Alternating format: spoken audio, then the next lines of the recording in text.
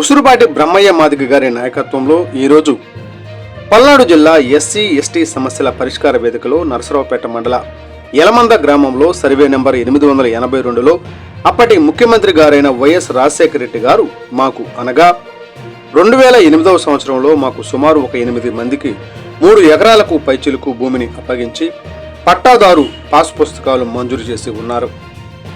మేము సుమారు 3 సంవత్సరాలు భూమిని సాగు చేసి పంటను పండించి అభివృద్ధి చెందుతున్న దశలో నరసరావుపేట మండలం ఉప్పలపాడు గ్రామం చెందిన అగ్ర కులస్తుడైన పడిగల రెడ్డి అనే అతను మేము సాగు చేసుకుంటున్న అటువంటి భూమిపై కన్నేసి ఆ భూమిని ఎలాగైనా దక్కించుకోవాలి అనే దురుద్దేశంతో ఎవరైతే ఎస్సీలు సాగు చేస్తూ ఉన్నారో ఆ పంటను 2012వ సంవత్సరంలో అక్రమంగా ట్రాక్టర్తో తొక్కించి ఉన్నాడు.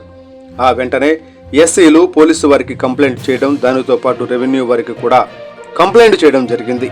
అప్పటి నుండి నేటి వరకు ఇదే ఎస్సీలకు న్యాయం చేయకుండా ప్రభుత్వాలు మారినా అధికారులు మారినా ఎస్సీలకు ఇంతవరకు న్యాయం జరగలేదు.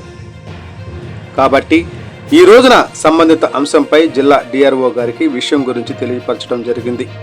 ఆయన కూడా వెంటనే స్పందించి విషయాన్ని త్వరగా సమస్యను పరిష్కరిస్తానని హామీ ఇచ్చి ఉన్నారు.